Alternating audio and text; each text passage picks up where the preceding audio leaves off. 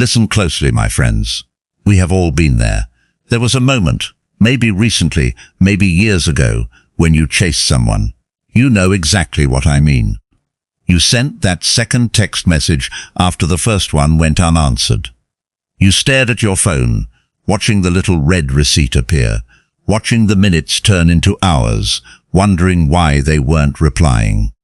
You called them to explain yourself when nobody had actually asked you to.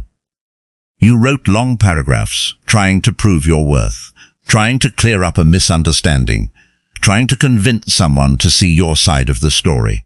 You kept trying to prove your value to someone who should have already seen it, without you needing to say a single word. And afterward, when the conversation was finally over, something inside you felt smaller.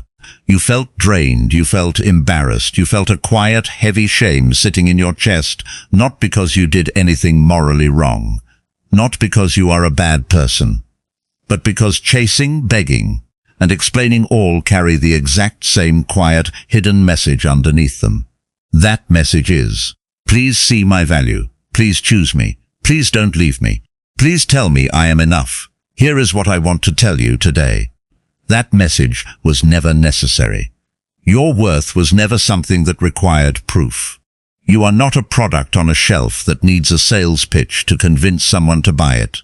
The moment you understand that fully, something remarkable happens inside your mind.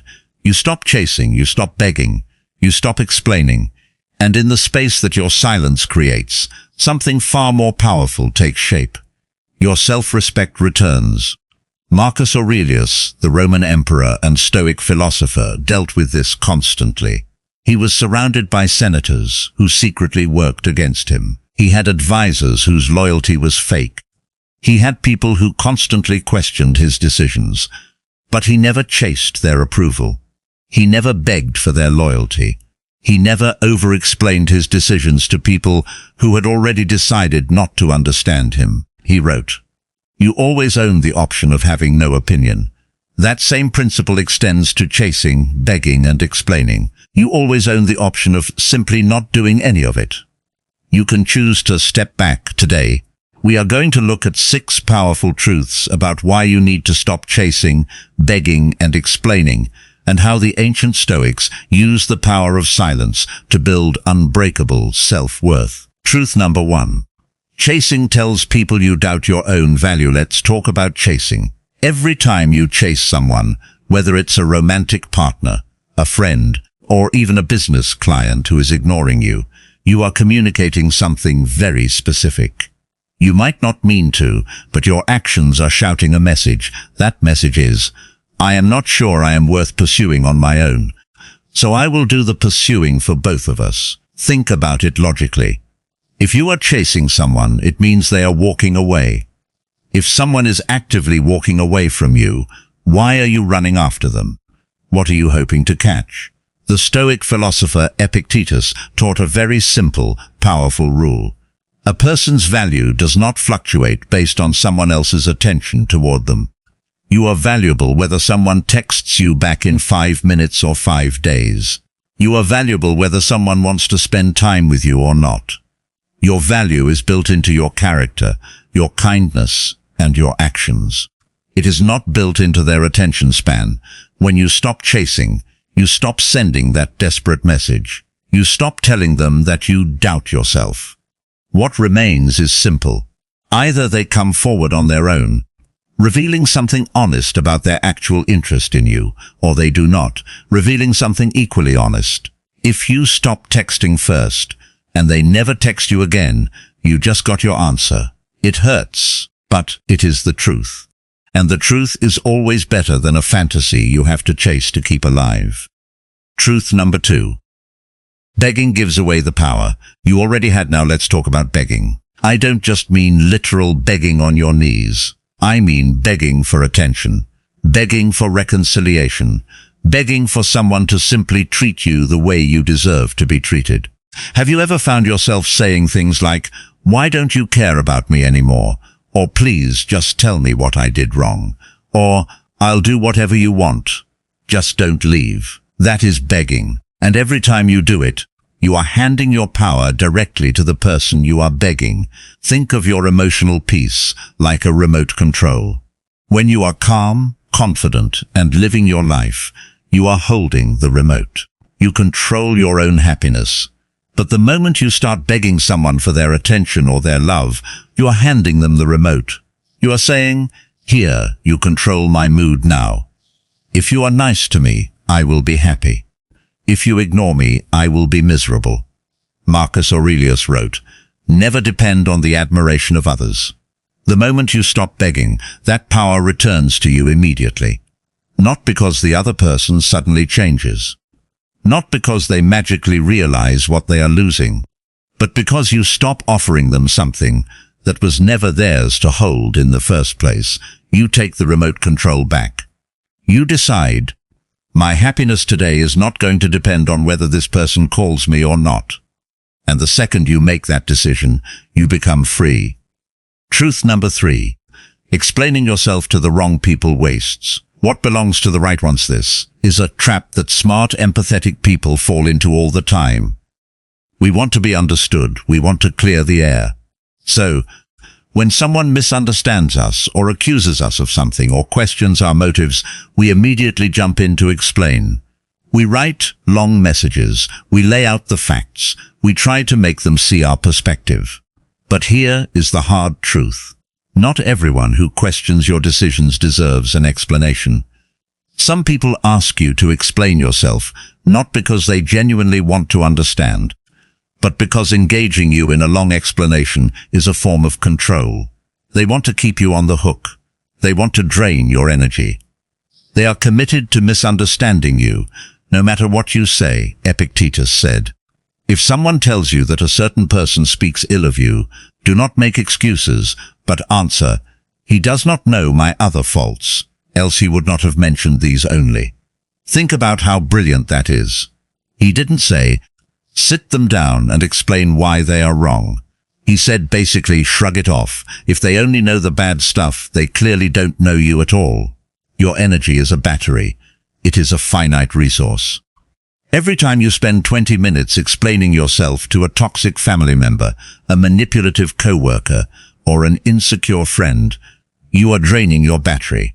That is energy stolen from the people who genuinely deserve your openness. The right people will ask you questions with love in their hearts. They will say, "Hey, I was confused by what you did. Can we talk about it?" The wrong people will ask questions with judgment in their hearts. They will say, "How could you do that?" Explain yourself. Learn the difference. Save your breath for the people who actually want to listen. Truth number 4. Silence is not absence. It is undeniable presence. When you stop chasing, begging, and explaining, people might accuse you of giving them the silent treatment. But there is a massive difference between the silent treatment and Stoic silence. The silent treatment is manipulative. It is immature. It is used to punish someone. It says, "I am ignoring you to make you feel bad." Stoic silence is completely different. It is peaceful. It is mature. It says, "I am no longer going to participate in this drama. I am focusing on my own peace." When you stop performing for someone's approval, you do not disappear. You become more fully present, but in a different way. You become steady. You become unmoved. You stop reacting to every little thing they do. Marcus Aurelius wrote, "Nowhere can man find a quieter or more untroubled retreat than in his own soul." That retreat into yourself is not weakness. It is not hiding. It is one of the most commanding, powerful presences a person can hold. Think about a person who is truly confident. They don't need to shout to be heard. They don't need to argue to be right. They just sit quietly, comfortable in their own skin. When you stop chasing and just exist peacefully in your own life, that silence becomes incredibly loud. It shows the world that you are not desperate. It shows that you are complete on your own. And that kind of quiet confidence is magnetic. Truth number 5. The right people never required any of it. Have you ever been around someone where you just felt completely at ease? You didn't have to text them back within 3 minutes. You didn't have to carefully craft your words so they wouldn't get mad. You didn't have to prove that you were a good friend. You could just be quiet. You could be messy. You could just be yourself. That is what a real connection feels like. The people genuinely meant to be in your life do not need to be chased. They do not require begging. They do not demand constant explanation for every choice you make. Seneca wrote, "A friend is one with whom you dare to be yourself." Notice he didn't say, "A friend is one whom you have to convince to like you." He said, "It's someone you can just be with." If someone requires chasing, begging, or explaining just to remain engaged with you, that requirement itself is information. It is a giant red flag. It tells you clearly that this connection was never built on the foundation it needed to last. Real love, real friendship, and real respect are easy. They don't feel like a full-time job. If you have to constantly work to convince someone to keep you in their life, you are working for a job you were never meant to have. Let it go. The right people will make you feel like you belong, without you having to audition for the part. Truth number 6. Your silence reveals who actually values you. This is the ultimate test. This is where the magic happens. The moment you stop performing effort, the truth becomes visible almost immediately. I call this the step-back test. Imagine you are in a boat with someone and you are the only one rowing. You are rowing as hard as you can, sweating, exhausted, trying to keep the boat moving forward. The other person is just sitting there, doing nothing. What happens if you stop rowing? What happens if you just put the oars down and sit in silence? The boat stops. When you stop initiating the texts, when you stop planning the hangouts, when you stop fixing their problems, you will see exactly who they are. The people who only engaged with you because you were doing all the work will disappear. They will fade away, and you will realize they were never really there. But the people who genuinely valued you, they will notice the absence, they will feel the shift, and they will respond to it honestly. They will pick up the oars. They will text you first. They will ask, "Hey, is everything okay? I feel like we haven't talked in a while." Marcus Aurelius wrote, "Look at things for what they are, not what they appear to be." Silence does not create loss. It simply reveals a truth that was already there, waiting to be seen clearly. It clears away the fog. It shows you exactly who is in your corner, and who was just enjoying the view while you did all the work. If this gave you something worth carrying today, share it with someone who has been chasing what should have simply come to them. Let them know it is okay to put the oars down. Scoot for new Stoic wisdom every single week.